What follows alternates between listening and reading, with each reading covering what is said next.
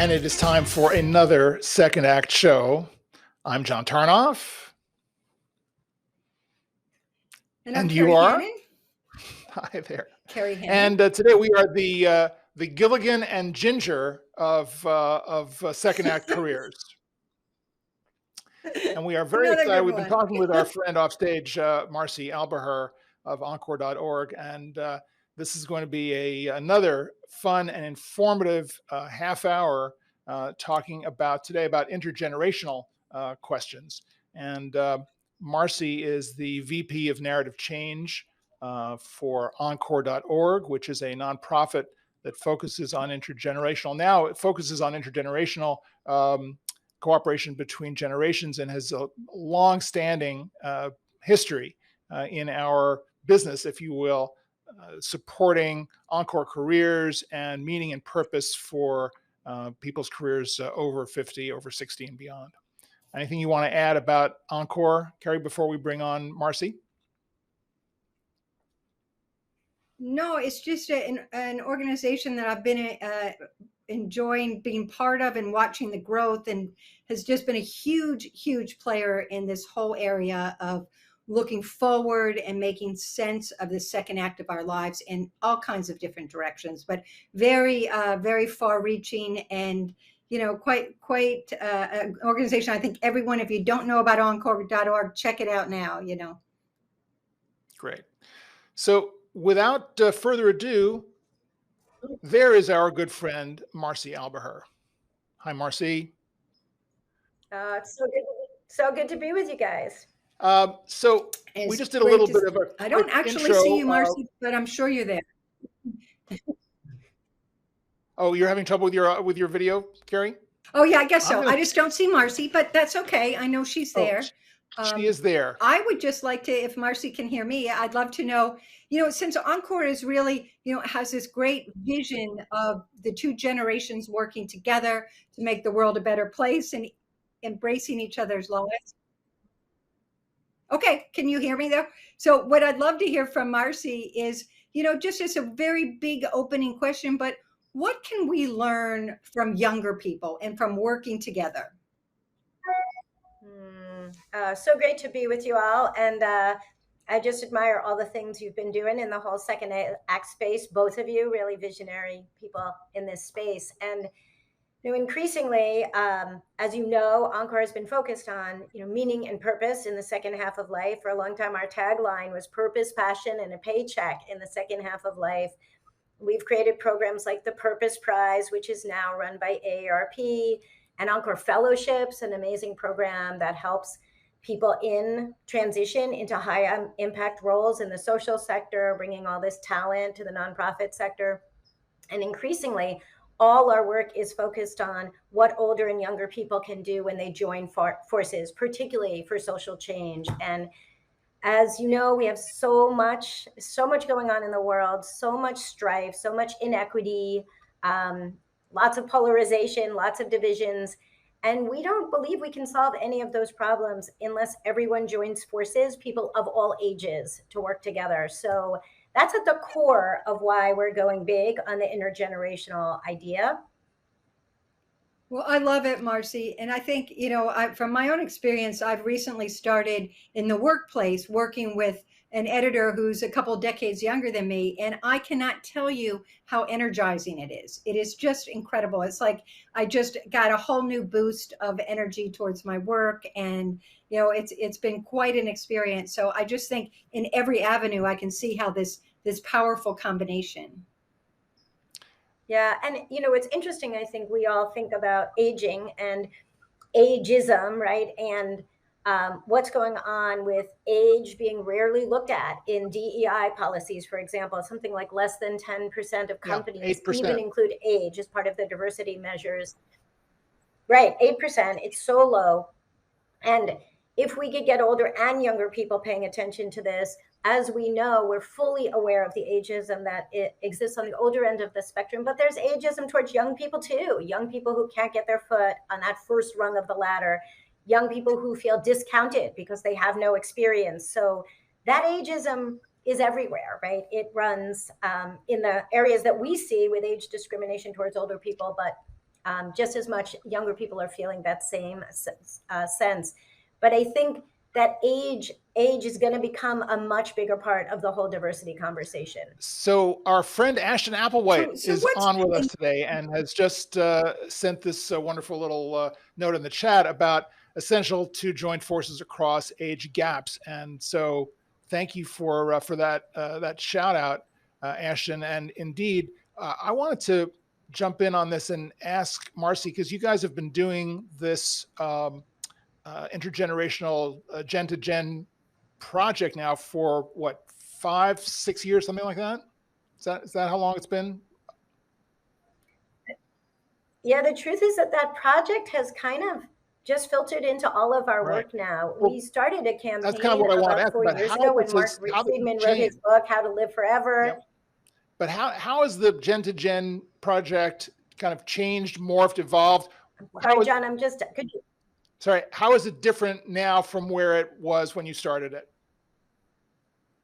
Yeah, I think what's happened is we've really got so enamored with the idea of cross-generational action and kind of innovations that kind of bring generations together in a high impact way, that it has really become the way we look at all parts of our work now. It is not one program, it's infused in everything. So, we have this innovation fellowship, the Gen to Gen Innovation Fellowship, where we have a community of innovators who are all working on different intergenerational interventions. So ways to combat loneliness and isolation, ways to advance racial equity, all of this through an intergenerational lens. So through that program, we are lifting up initiatives all over the country that are trying to work with multiple generations to solve big problems together. So it's informed the way we look at everything now.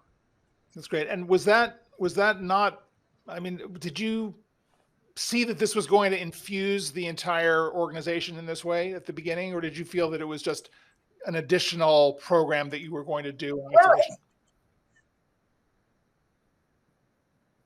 Yeah, it's funny, John, and Carrie knows this well. Our earliest program was an intergenerational program. We began in this world with a program called Experience Corps. And Experience Corps is a literacy program that helps early learners learn how to read and deploys the talents of people over 55 as mentors and tutors in public schools.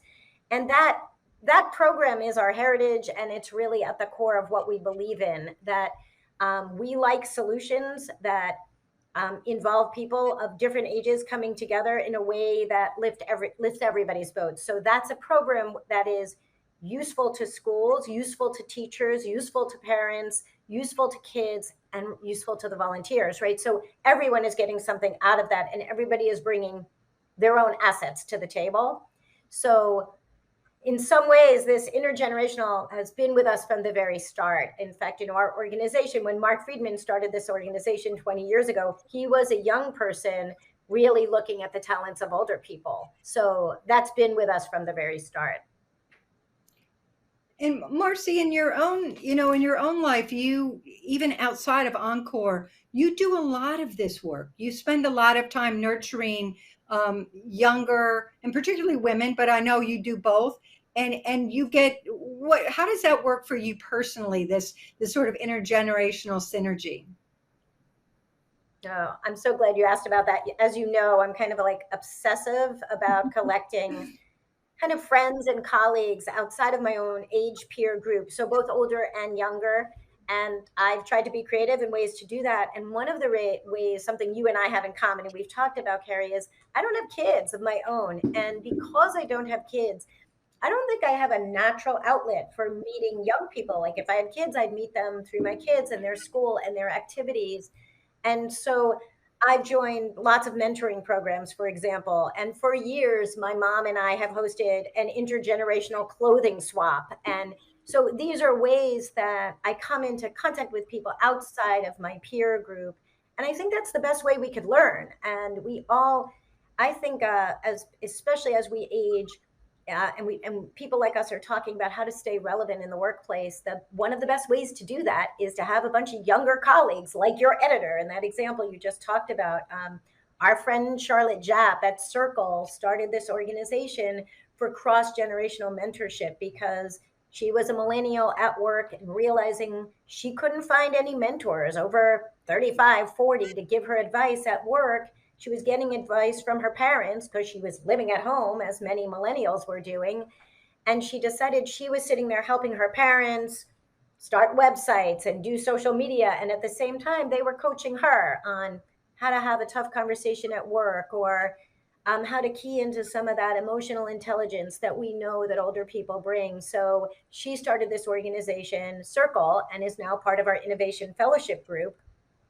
And it's like match.com for intergenerational kind of networking relationships. So I'm a member of Circle, and every month I get a new intergenerational match, and I'm building up this web of contacts of older and younger people that we can learn from each other. And imagine if all workplaces and communities were set up like that. We lead off in these very age segregated lives. And so we're trying to find ways to kind of reweave that social fabric so that you are running into people older and younger than you in the normal course. And yeah, Marci, and what's what so are the exciting challenges? is just what you gave us the example of personal life. So we're all, the people who are on the call with us today and here think about, how do I do this at work, or how do I do this by volunteering? But there are little ways we can build this muscle every day in our everyday life. Then when you see the big opportunities, go for it. But it is a muscle, right? It takes practice, right? And a little discipline. Yeah. Yeah. And maybe like listening a little more, I think we all think we have so much to offer and so much to give, but we also have so much to learn, especially from younger people who are growing up in a very different world. So I think there is how do you put yourself in the pathway? And is it through volunteering? Is it through joining some kind of group at work which is about common interests? Is it about activism, or some hobby you have? Could it be in your running group or at the soup kitchen in your community? Like, where are the places where you might be able to meet people who share your passions? And Marci, what are the challenges that John, you guys are there? experiencing? Can you hear me, guys? Yes. Yeah. Say that again, John. What are the challenges that you're experiencing in rolling this out? Where are there headwinds, if any?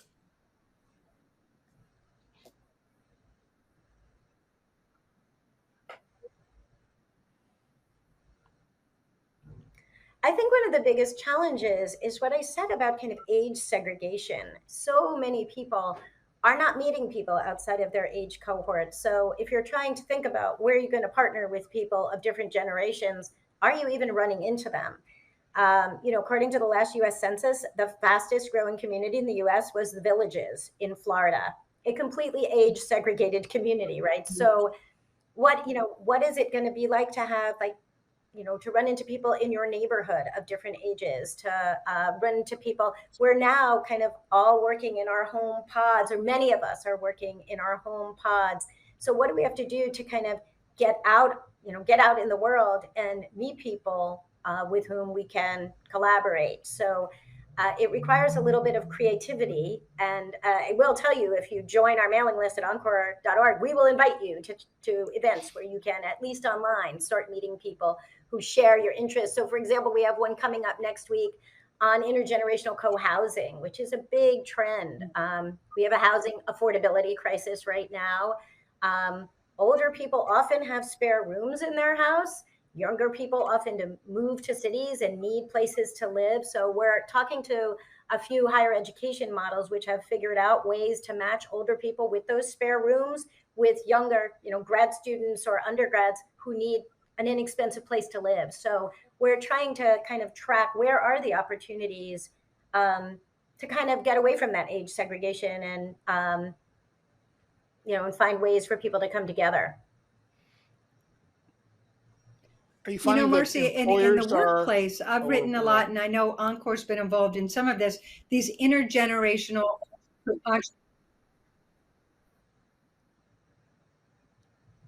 about entrepreneurship and like the two generations starting businesses together. And I think there's so much great energy there that I'd love to just hear your take on that and what you're seeing. Is that still a trend? I think it is, but you're more on the boots on the ground there. Yeah, I mean, Carrie, I've learned so much from your stories on these kind of cross-generational entrepreneurs. And I think many of them come from families, right, Carrie?